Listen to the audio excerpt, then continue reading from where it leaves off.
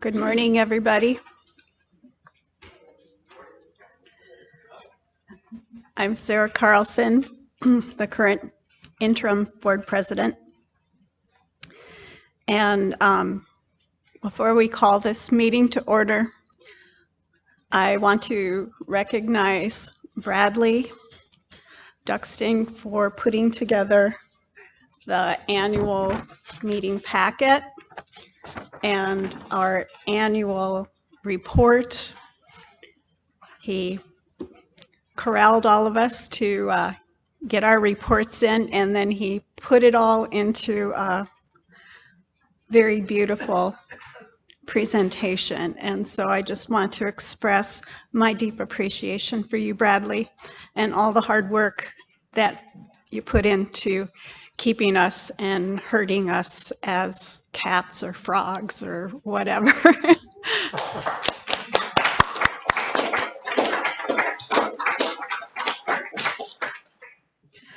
I'd like to call the meeting to order and welcome everybody within the fellowship hall. And I don't know what you're holding up, Bradley. There's about 76 present today. Okay, there's 76 present today, so we do have quorum. And also welcome those of you who are staying with us in your homes to participate in our annual meeting as we carry out our values towards the democratic process here. And I believe Reverend Kent has opening words and a chalice lighting. Sarah, can you quick go over the voting and... Oh, yes. Okay. Thank you. So there are a few slides.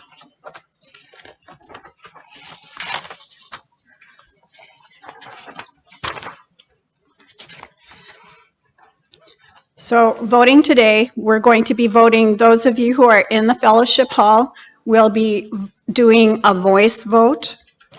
And those who are joining us from your homes, we're going to be voting with Zoom polling. So when there's a question on the floor, there'll be a poll for you to answer yes or no and vote that way.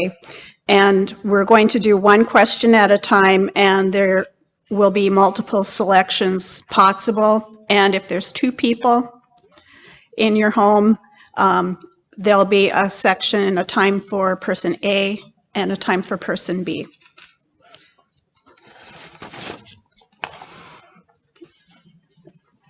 And when we have comments and discussions, okay, we're going to first open the floor to those in the fellowship hall via the microphone, like we do milestones. That's near the piano over here. And so if people have comments or discussion, they can come over here and introduce themselves. And when those comments are complete, we're going to transition to our attendees from home, and we will not be monitoring the chat closely. So thank you for your patience on that.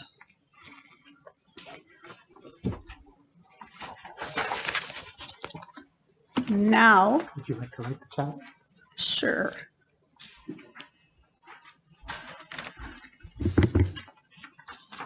For this 75th anniversary meeting, we light our chalice to words by Scott Taylor.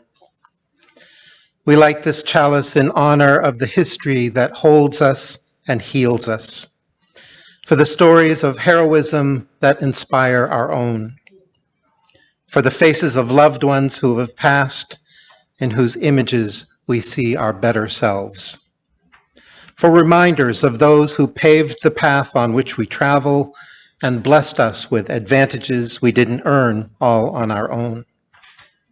These memories do not live in the past. They carve the contours of our present. They throw themselves into our futures and lure us into building a life better for all. They are here today. Look, listen, let them in. May their light guide our way.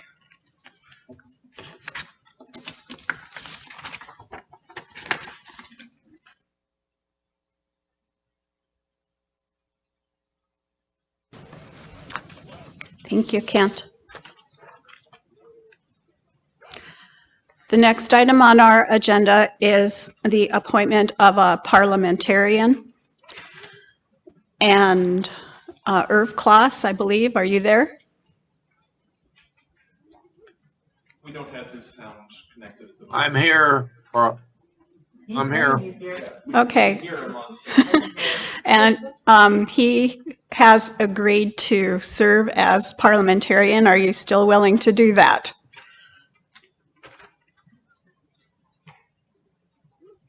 Is he indicating yes? I gotta find this video feed.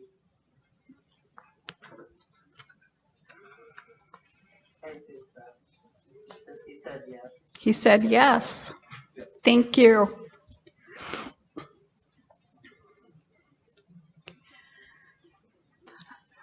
The next item on the agenda is approval of the agenda, the meeting rules, and the 2020 annual meeting minutes, which are in your packet.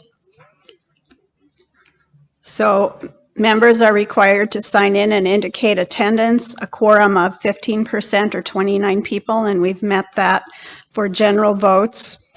Votes for amendments to bylaws need a 30% quorum. We don't have bylaws today. Voting for positions represented or presented by the nominating committee is for the slate of all the people nominated as a whole, not on each individual nominee. And voting for the offertory split recipients is for the slate of all recipients as a whole, not each individual recipient. Voting will be by voice of the members present and by polling for members present on Zoom. If necessary, a show of hands for those in the fellowship hall will be counted. Members of the nominating committee, finance committee, and the board of directors will address questions. If there are further pro and con comments, a timekeeper will be utilized as comments will be limited to 2 minutes per person, 1 comment per agenda item per person. So is there a motion on the floor to approve the agenda, the meeting rules, and the annual meeting minutes from 2020? Is that Mary? Thank you, Mary Richards. Is there a second? I second. Did we? Okay. That was Dave Fox. All right. And all those in favor indicate by saying aye. And those online?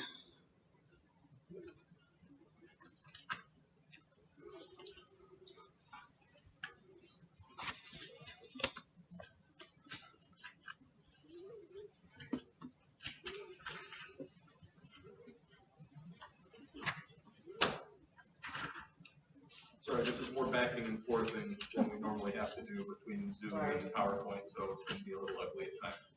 He's 100% in favor. It's 100% in favor. All right. So the meeting minutes were approved, as well as the rules and approval of the agenda. Thank you. The next item on the agenda is voting on the fiscal year budget.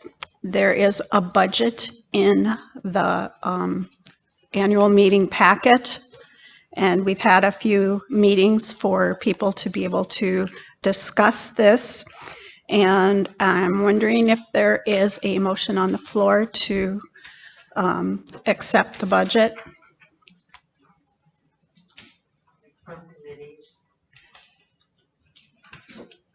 It's from committee. It does not need a motion from the floor. Okay, so Chris McClure is going to present the budget, and he is online, correct? Yes, good morning.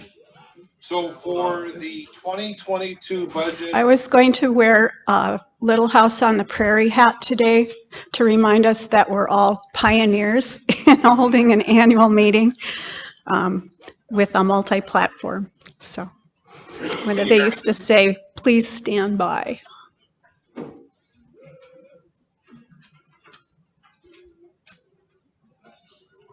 okay, can you hear me? Okay, there's Chris. Hi, good morning. So for the 2022 fiscal year, we are projecting pledge income of $281,736. And if you add to that the other miscellaneous sources of income, we project a total income of about $289,236. And we have projected expenses, budgeted expenses of $328,182. So this budget reflects a few things, including putting some things back into the budget that we did not budget for the 2021 year because of the way that we were operating, but because of the fact that we are holding more in-person, we project to hold more in-person activities, that naturally means that we will have some expenses to coincide with that. So that includes about $23,980 of one-time savings that we had realized from 2021 that we will put back into the budget for 2022. That this budget also reflects a 1.2% cost of living increase for the employees. Also, we are fully funding a membership development coordinator at 15 hours per week for the whole year. And also we have put $1,000 in for adult religious education. We also are changing the way that we budget for utilities and snow removal by actually averaging for the previous years and the previous 3 years. So the past 4 years, essentially, so that we have a more realistic projection of the expenses. And in the past, we have been over budgeting. So we expect that this budget, will be more realistic. Of course, it's difficult to plan exactly how much we'll need for snow removal, for example, but we do the best that we can. We have increased expenses for religious education, as mentioned, because of the fact that we are holding more in-person religious education this year. But there are some other lines that we have zeroed out because of the staffing situation. As you might have noticed, that when you look at the overall, income minus expenses, that there is a, potential but unlikely deficit of about $39,000. But we have actually realized surpluses from past years, and we have other unrestricted net assets that we have pooled together, so that would absorb any actual deficit that we might realize. And I think that concludes my presentation. Sarah?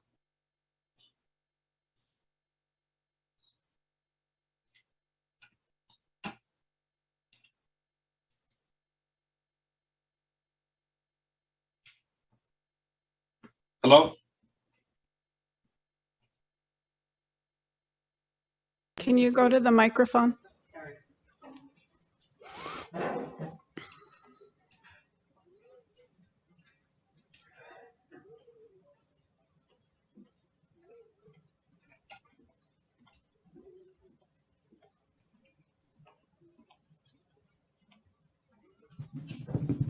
noticed that if I'm reading the budget correctly, we have zeroed out any amount for our partner church.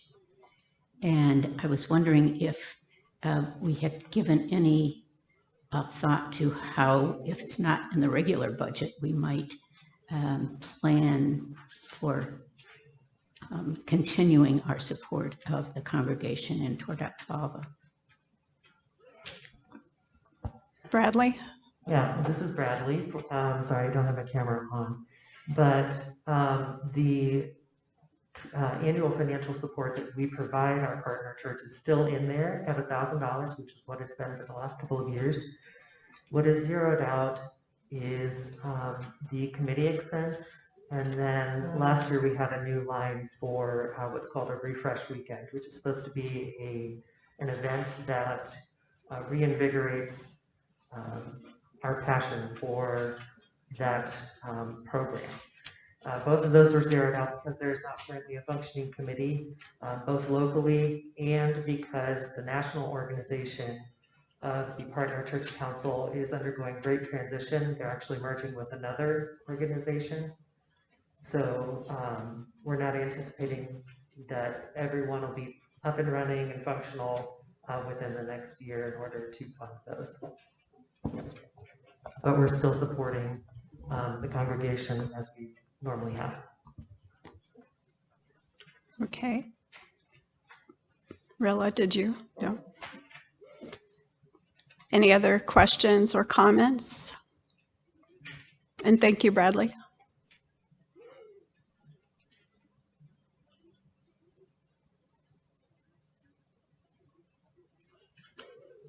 Are there any from our home viewers?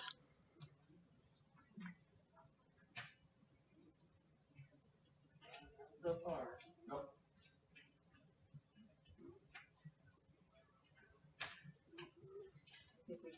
So is there a motion to accept this budget? That was Mike, thank you. Is there a second? Jan Cook. Thank you. All those in favor of accepting this budget for the next fiscal year, please say aye. And those at home can vote on a poll. You don't have to stand on a poll, you need to take a poll.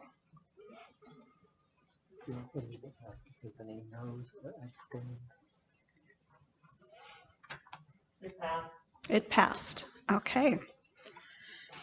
The next item on the agenda is voting on the proposed 2022 offertory splits, I think. Nope. Vote on the candidates presented for election. And this is from the nominating committee. And the candidates that were nominated from the nominating committee are President Jamie Greganis, Vice President Christopher Chase, Secretary Treasurer Mike Francom, at-large board member for one term or 1 year, David Brenner, the at-large board for 22-23 is a 2-year term, Kiri Saul and Nicole Olson. The endowment A&D group is currently vacant. We're looking for a nominee. And then for the nominating committee, the addition of Kitty Fisher. Are there any comments or questions?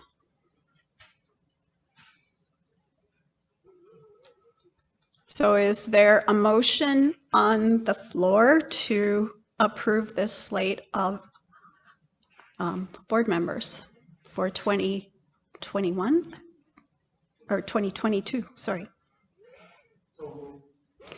Okay, thank you, Larry. Is there a second? This is Ralph Gandy. I'll second. Thank you, Dan. And another from Ralph Gandy online. And Ralph Gandy seconded. Okay, so we have 2 seconds. Yay. All right. All those in favor of electing this slate of candidates, please say aye. Those opposed? And the poll?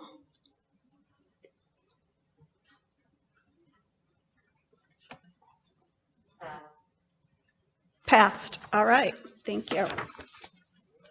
Next item on the agenda is the offertory split recipients. And these are proposed from the board, and we had asked for nominations, and then the board came up with these for the year. So in January, Mid-Iowa Community Action Pantry. In February, Bethesda Community Food Pantry. March through May would be the Community Academy. June is Prairie Rivers of Iowa. July, Planned Parenthood. August, the Center for Public Affairs Journalism. September is RIP Medical Debt, which is helping people pay down their medical debt.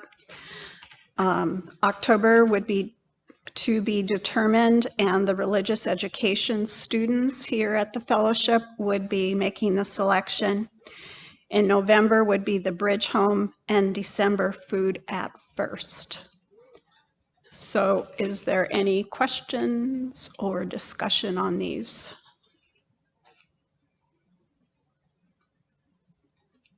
Yeah, I just wanted to Can you, Kay, can you come to the microphone?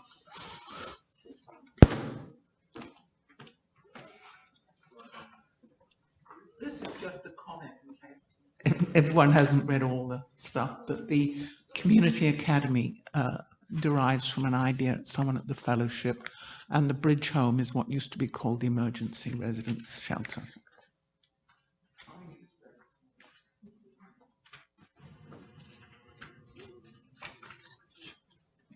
So no questions or comments out in Zoom land? Okay. All right. So is there a motion to accept this slate of offertory recipients for 2022? Okay, thank you. And a second was Chris. First one was Sue. All those in favor of accepting this list of offertory recipients, please say aye. Aye. Opposed? Okay, and the poll in for our home folks.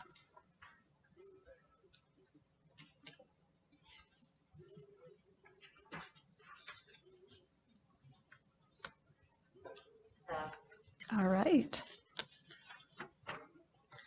The next item on the agenda is a vote on the proposed adoption of the 8th principle. So you currently know we have 7 principles, and there is been recommendation, and actually this recommendation came from the youth of our fellowship, feeling strongly about this. The 8th principle, the adoption of, are the words for the 8th principle are, we, the member congregations of the Unitarian Universalist Association, covenant to affirm and promote journeying towards spiritual wholeness by working to build a diverse, multicultural, beloved community by our actions that accountably dismantle racism and other oppressions in ourselves and our institutions.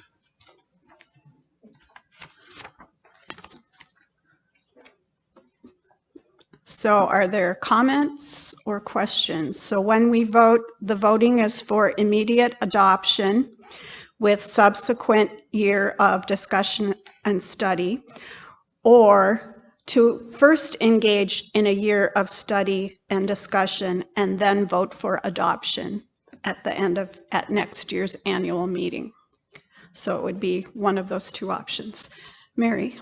Yes, I would like to move that we immediately adopt the 8th principle. There has been a lot of study and discussion, both here and nationally in the UUA. I think that adopting it now and putting our money where our mouth is in terms of discussion and study going forward is the way to go. And I would say that in this case, we are being led in the right direction by our youth, and we elders should follow them.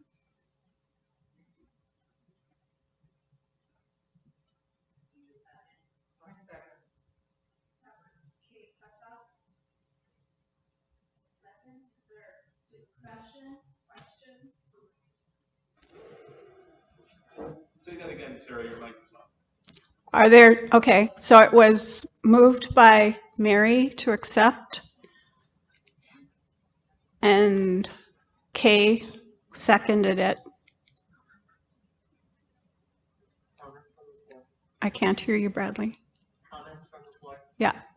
So are there comments or questions within the fellowship hall?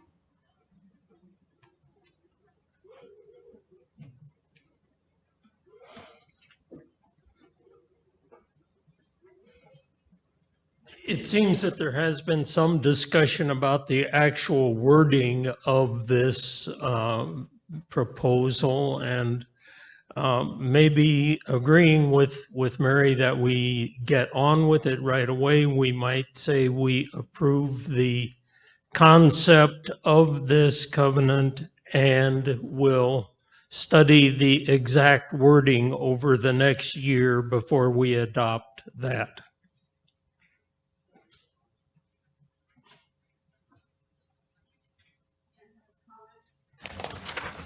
That's a really great point, Larry.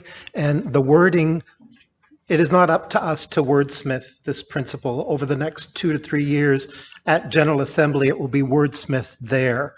So this may not be the final wording of the 8th principle, but it's what we have now, which was written by the drafters of it, Paula Cole-Jones, and which she has recommended, and it'll be debated and wordsmithed to extreme lengths, I'm sure, at General Assembly for the next 2 years. So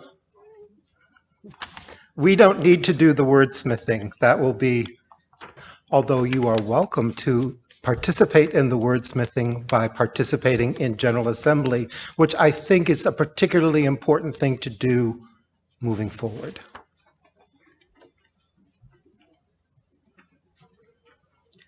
Are there any other comments or questions from those in Fellowship Hall here this morning? And how about from those who are joining us from their homes? Are there any questions or comments?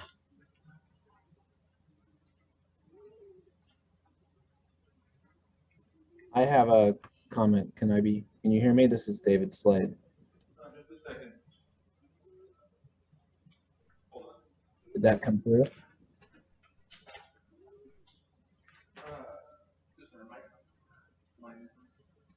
Hear me? This is David Slade.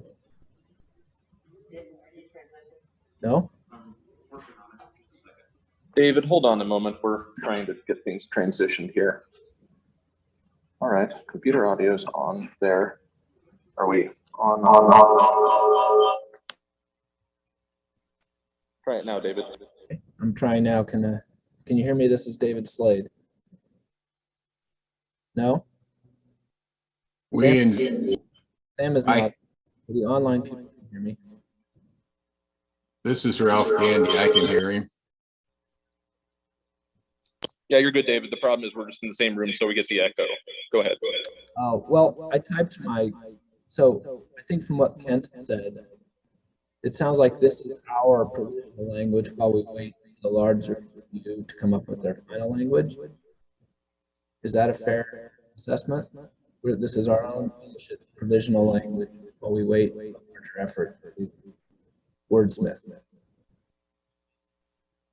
Is that a fair statement, Sarah, or?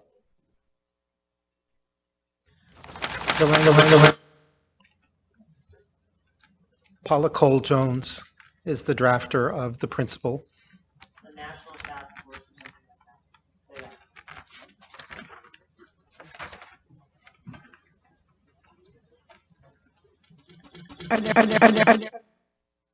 So if that is the case, I think I would endorse this to approve it now, because there's a lot of value to moving quickly on this, and we can't wait for perfection.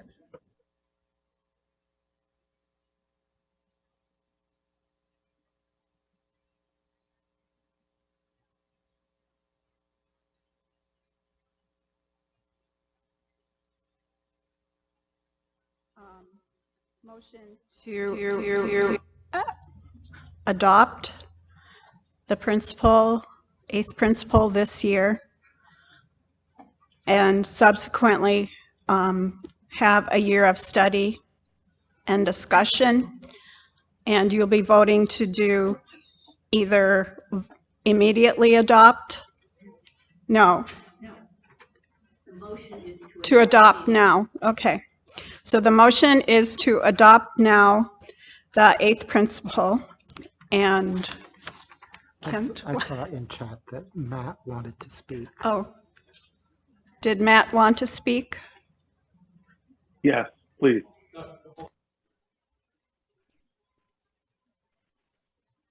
I'd like to speak if I can.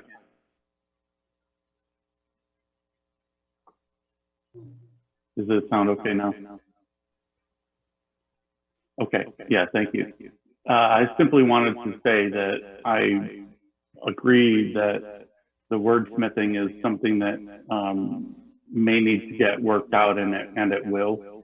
My main concern with the eighth principle is that we wholeheartedly adopt it and then follow through with what it really means. And I think we're going to need to support one another a good deal in that process. I brought up the eighth principle a number of times in the online coffee hour, and I see some folks that online who had some reservations about, what do we do about this? It seems like the spirit of the principle is a no-brainer, but what do we then do? And I think we're going to need to really step up when it comes to offering ideas going forward for living out this eighth principle, because in some ways our liberal values are ahead of our practice, and I'm seeing that very much here in my seminary education, with other UU students in seminary across the country who have congregations who have adopted or not the eighth principle. And this issue, the issue of how do we practice and live out this principle is a question that I think we're going to have to take on as we go. But I don't think that should be a limitation to our willingness to adopt the principle at this point. Thank you very much for hearing my comment.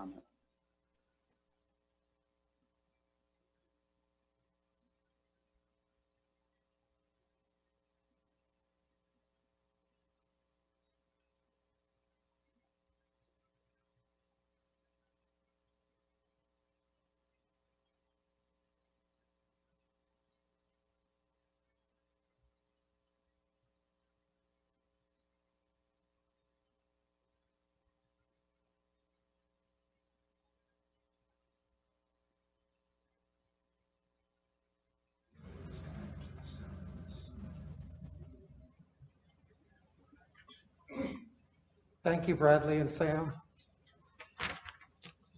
So he just pointed, so I'm assuming that means we're good to go and I can talk again. All right, so all those in favor of voting of adopting immediately the eighth principle, could you indicate in this room by saying aye? Aye. Any opposed? Abstaining? All right, and those in joining us by Zoom from your homes,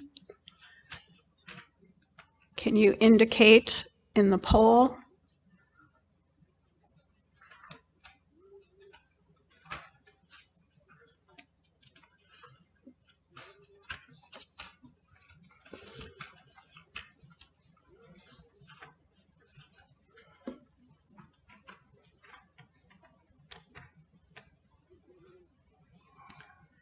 There were 6 voting for the year of study first, 2 of them absentee, and all the remainders were for immediate adoption.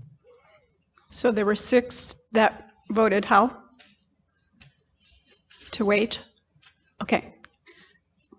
And so it sounds like it has passed that we will go ahead and adopt the 8th principle at the Unitarian Universalist Fellowship of Ames.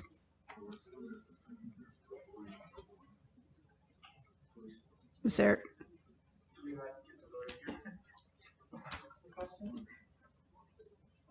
Was there a question? I heard something.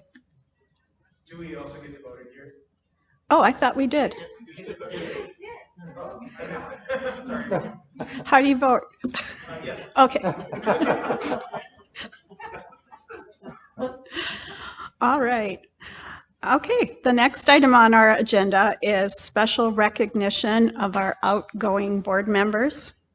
And we have 3 outgoing board members this year. Chris McClure, who served as Secretary Treasurer from 2019 through 2021. Jane Runnels, who was an at-large board member from 2020 to 2021. I don't know if Jane's on. She would be coming in from Arizona because that's where she and her husband are have traveled. Is she on? Yep, she's here. Yay, okay. And Kathy Slade, who was an at-large board member from 2020 to 2021.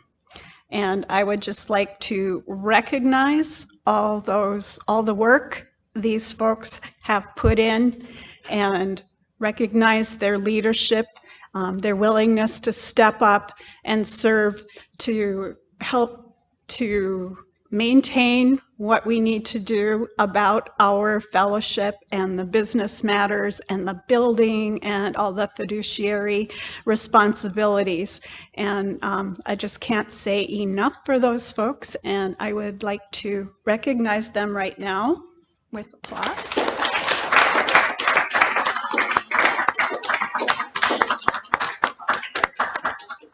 And there are gifts that we will be giving to our outgoing board members, and we'll be sending them or delivering them to you. Well, we'll be sending to Jane hers in Arizona and delivering them to those in their homes tomorrow. All right. And now is the time we have a special recognition of honorary life memberships, and Reverend Kent is going to present that.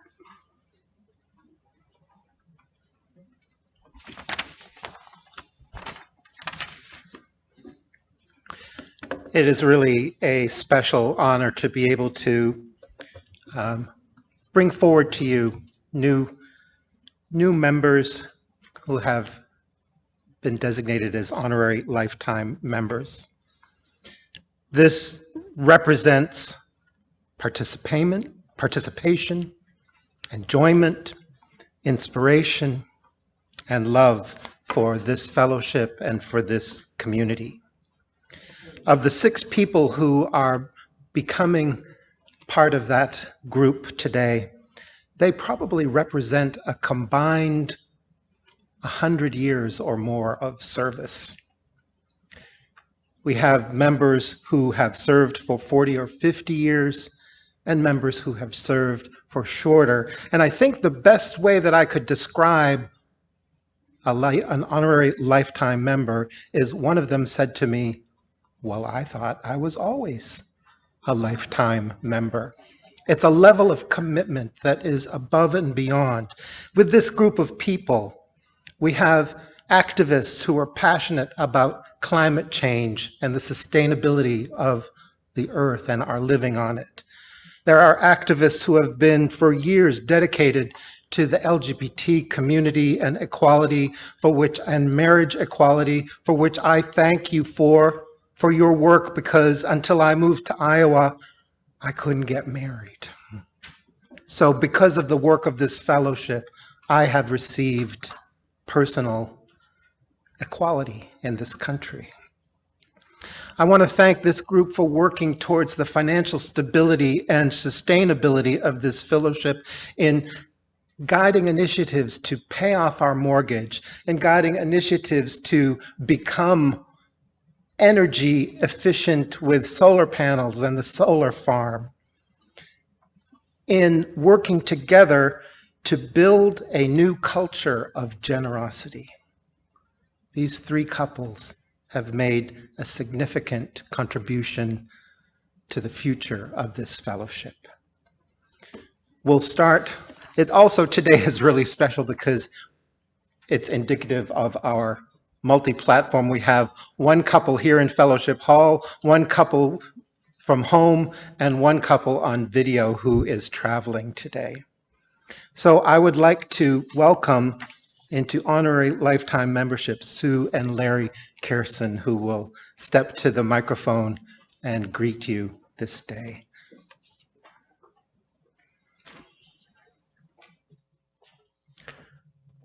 Thank you, Kent. This is a humbling and exciting experience for us, and we really thank you for it.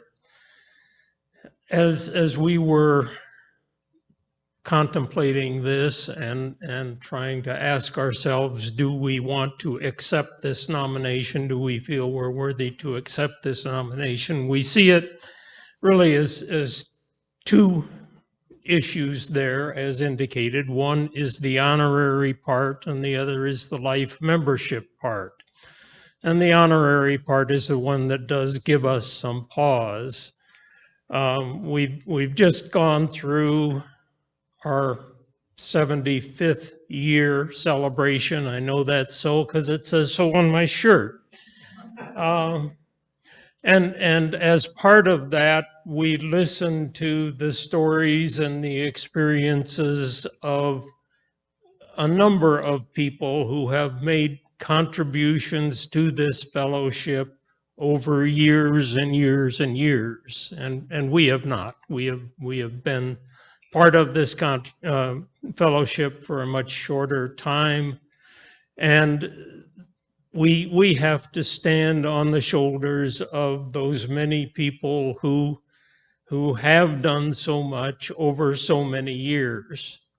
So in that respect, I'd like to say that we see ourselves more as representatives, that we are representing all of those who have contributed so much over the past and those who are here making the contributions today. So in that vein, we can accept humbly the honorary designation, but do so with the recognition that it is all of you that we are representing. The life membership part of it is kind of a no-brainer. That's much easier. We did sign the membership roll and made a commitment that was not a lifetime commitment. It was a long-term commitment, but not necessarily a lifetime commitment.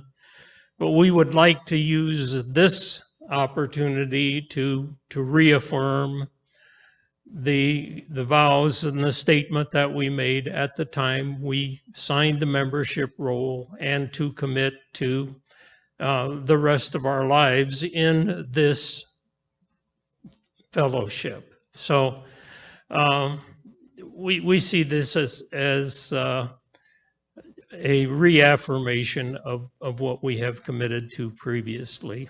And we do have some experience in that. We in our milestone in October, recognized our 62 years and counting of lifetime commitment. So we have some experience in that and think we know that we can continue with it moving forward. recognizing that it's not just words, it's day-to-day, good days, not so good days, and like today, very special days that you need to go through in order to maintain this lifetime relationship. So thank you very much, and we'll do what we can to recognize the trust you have placed in us. I told Larry he could speak for both of us, but just, I do want to say thank you. And to admit that it feels good when, to hear that one is of value to an organization, and that feels good. But as Larry says, that's also an incentive for a recommitment to a place that we have come to care about very deeply. I'm just hoping at this point that I have enough enough years of good health left to experience the future here, because as we all know, the future is going to be different from the past, and that's a pretty exciting thing to me. Thank you.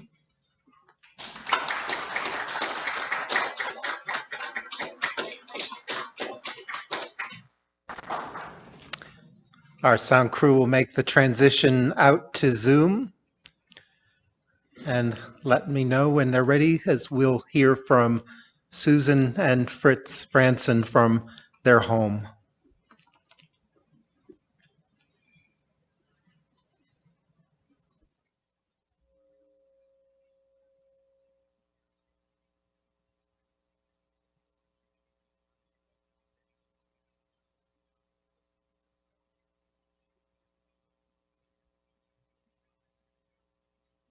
Says unmute myself on that blue square there. Okay.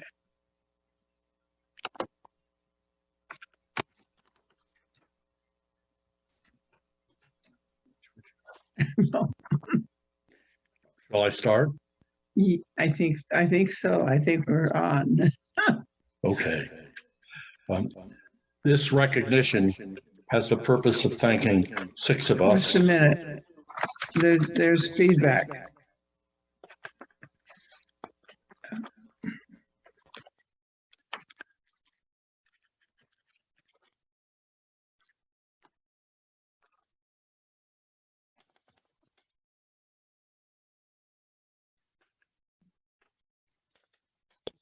Go ahead, Susan and Fritz. Okay. Okay.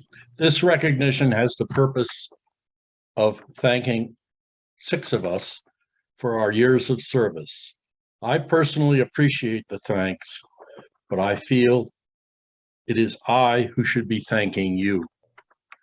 Although I have known for a long time what is in general that I am thankful for in Unitarian Universalism, in 1984, it was made specific by the democratic process in determining the 7 principles of the UU Association.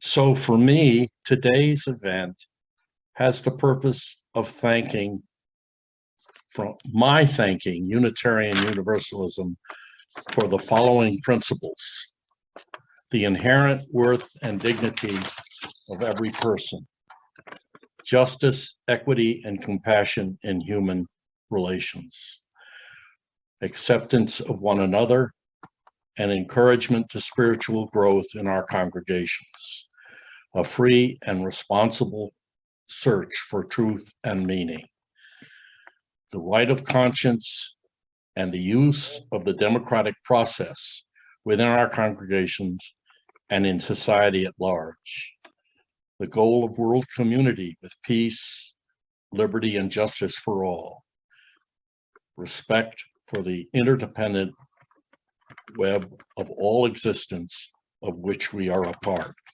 and soon to be added, I'm sure, the 8th principle. These principles have made my life a lot happier and a lot more pleasant, especially in the last 10 or 15 years. And I'm greatly appreciative of the Unitarian Universalist Association for having adopted these by the democratic process, which means there basically is a consensus that I deeply appreciate.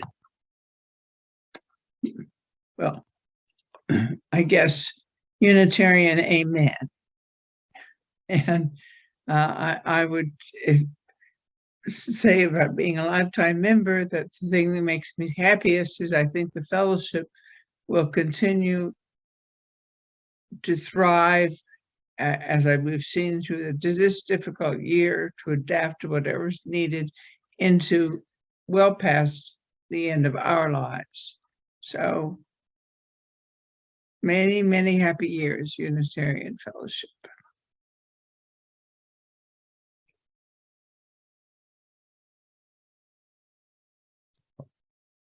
Should we say we're through? Yes, I think they know that. No.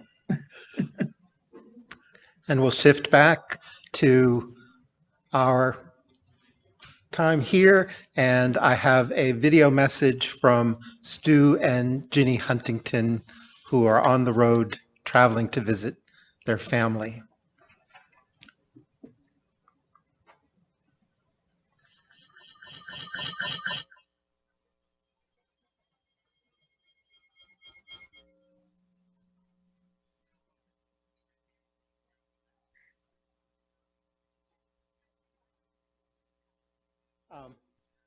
One of the stories that Stu and Ginny shared with me when they first joined Unitarian Universalism, I think it was in Arizona. I can't remember exactly where, but they were either going to go to a Quaker meeting or to a Unitarian fellowship.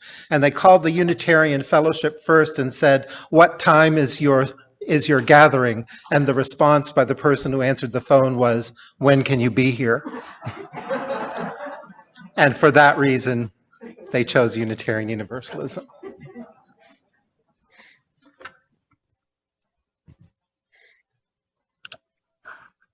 I'm Stu Huntington, my wife Ginny Huntington.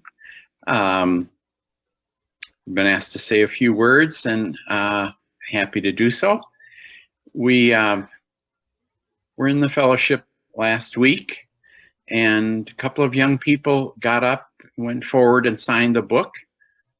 And it kind of put me in mind of when we signed the book at the Unitarian Fellowship.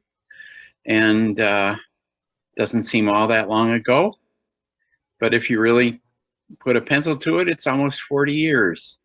And then add to that, we were active in 3 fellowships and churches in various cities in Colorado and 1 in Northern Virginia. So we've been hanging around with Unitarian Universalists for quite a while. And it has been a very rich part of our lives to be able to associate with people that are like-minded, that are open-minded, that are accepting of us and of others, has been an extremely rich experience and something that we really value. I remember years ago, one minister talked about composing a life. And I think that our association with the various institutions that we've been with have helped us to do that. And the friendships that we made have just meant so much to us. And so we thank you for your acceptance and your love. The fellowship is, not only have we given to the fellowship, but we have received a lot from the fellowship. We have so many friends and have had a wonderful opportunity to meet wonderful people as they came through our open doors. And one of the best ways to get to know people, I found, was to plan something or to make something or do something with somebody. We had weekend campouts, family campouts. We taught and attended RE. We had many, many potluck dinners. We were involved in auction planning. Just there's so many different things. Halloween parties. anything you could imagine we came up with so that we would have fun planning it, getting people together. And I'm just hoping that we can return to this kind of enjoyment of our fellowship soon. Thank you very much.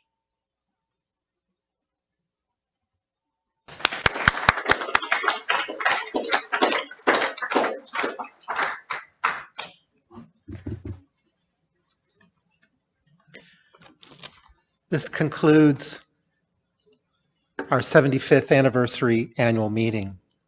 And to close our time together, I return to where we began this morning. Benacht, a blessing. Though your destination is not yet clear, you can trust the promise of this opening. Unfurl yourself into the grace of beginning that is at one with your life's desire. Awaken your spirit to adventure. Hold nothing back. Learn to find ease in risk. And soon you will be home in a new rhythm, for your soul senses the world that awaits you. Thank you for joining us today. Thank you for being part of the democratic process, which we believe in and covenant to support. And also, I want to thank you for adopting the 8th principle. I was knowing that we would adopt it either this year or next year, and it's time to get to work. Thank you for supporting the notion that we will do this work together. With that, enjoy the rest of your day. It's been a pleasure.